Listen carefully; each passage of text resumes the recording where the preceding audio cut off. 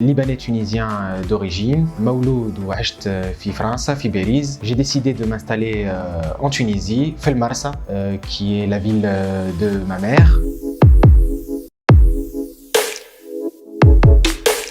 Je suis donc artiste à la base, vidéaste, j'étais modèle photo au Fiberiz, j'étais aussi artiste, j'ai fait de la musique. C'est complètement à côté de ce que je fais aujourd'hui.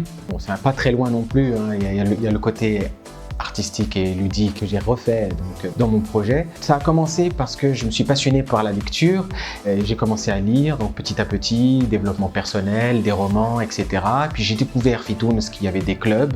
Donc j'ai participé à certains clubs, à des rencontres littéraires, Medina Book Club, Tunis Book Club aussi. Et puis j'ai commencé à organiser avec El Kiteb des rencontres littéraires, ensuite à l'Agora, et ensuite j'ai eu beaucoup d'idées qui sortaient de l'ordinaire parce que j'aime bien sortir des sentiers battus.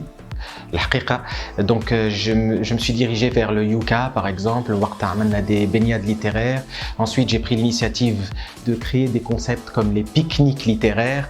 Il y a eu beaucoup de choses qui fusaient dans ma tête et j'avais l'esprit en fait créatif de l'artiste qui était en moi. Avec ces activités-là, donc ça a fait un mélange explosif et donc du coup j'arrête pas d'être créatif. Voilà, donc ça c'est la première partie je pense, c'est ma présentation. Comment ça a commencé? C'est juste que le problème Fitounes, c'est que même souvent il manque beaucoup de choses. Il y a des activités qui manquent, ludiques ou artistiques ou culturelles, et au lieu de rester inactif, de baisser les bras, de se dire qu'il n'y a pas, j'ai pris l'initiative de créer. Je me suis dit, c'est comme ça en fait que ça a commencé en réalité. J'ai dit, je vais le faire moi-même.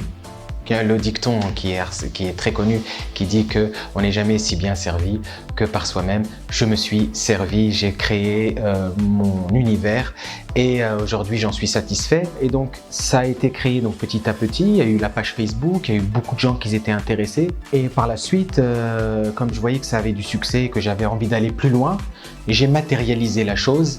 Et bon, je vais... Je n'ai un petit projet modeste, indépendant et commencer comme ça petit à petit. Et petit à petit, l'oiseau fait son nid. J'ai continué comme ça et maintenant, ça marche plutôt bien.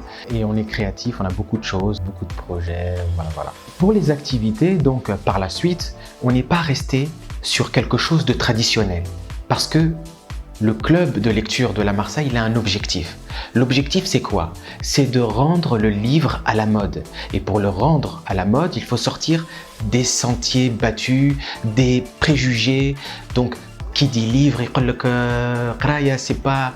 Il faut absolument que ça devienne agréable, ludique. Yani ki واحد يمشي في le club de lecture de la Marseille, يعمل جو.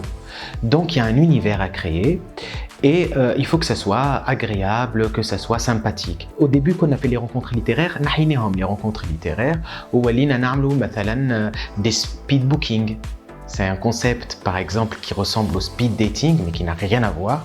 Et en fait, c'est deux livres qui se rencontrent. Pas deux personnes, mais deux livres. Et ces livres-là ont pour objectif de s'échanger si ça match. Ça, c'est sympa, ça rend le livre plus sympa.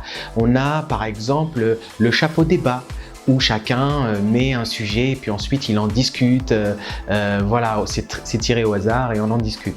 Donc, plein de petits concepts qui rendent ça sympa. Et surtout, j'ai fait la ludothèque, parce que bibliothèque et ludothèque, je pense que ça peut donner beaucoup d'énergie.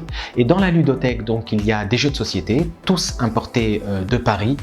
Ça devient de plus en plus à la mode. Et donc là-bas, à Paris, il y a des bars à jeux et tout ça. Bon, ici, j'essaye de faire prendre la chose et ça commence à bien fonctionner. Le bar à jeux, donc, ça consiste en quoi? La ludothèque, c'est des jeux de société, donc pour que les gens puissent se réunir, qu'on sort, qu'on se déconnecte un petit peu de nos téléphones portables, etc., etc. Et il y a toujours le côté littéraire dans les jeux, la discussion, le savoir-parler, voilà, le savoir-être, ça peut aussi désinhiber, etc. Donc il y a beaucoup de points positifs. Et puis il y a encore énormément de projets prévus. Les personnes qui fréquentent le club. Alors c'est vrai que on a beaucoup d'expats puisque moi-même j'en suis un. On a des Français, des Allemands, et on a bien sûr Touensa qui sont عايشين في الخارج. Bon, ils ont l'esprit un petit peu, les jeux de société, le côté littéraire, l'envie de savoir et de rencontrer des personnes qui puissent être à peu près dans le même mood. Et donc voilà, c'est le type de personne. La tranche d'âge, c'est entre 25 et 35, mais on a aussi beaucoup de retraités qui viennent pour emprunter des livres, qui aiment bien l'ambiance, le calme là-bas. Donc au-delà du club de lecture de la Marsa, j'ai très envie de faire le ciné-photo club de la Marsa. Et pourquoi? Parce que il ne peut pas y avoir un long métrage, une série ou quoi que ce soit sans qu'il y ait déjà un écrit, un roman. Donc je veux marier les deux, pouvoir lire le livre, visionner par exemple le film et en débattre. Ça c'est quelque chose qui me tient à cœur, ramener le côté artistique, continuer aussi pour pas que ça s'affaiblisse, rajouter des activités supplémentaires qui sécurisent, qui embellissent tout le projet. Donc la musique, l'art, la peinture, donc ça c'est quelque chose d'important je pense. Et voilà, et continuer avec des coups de folie par exemple, comme j'avais fait les baignades littéraires, je veux trouver des idées comme ça, des défis en fait.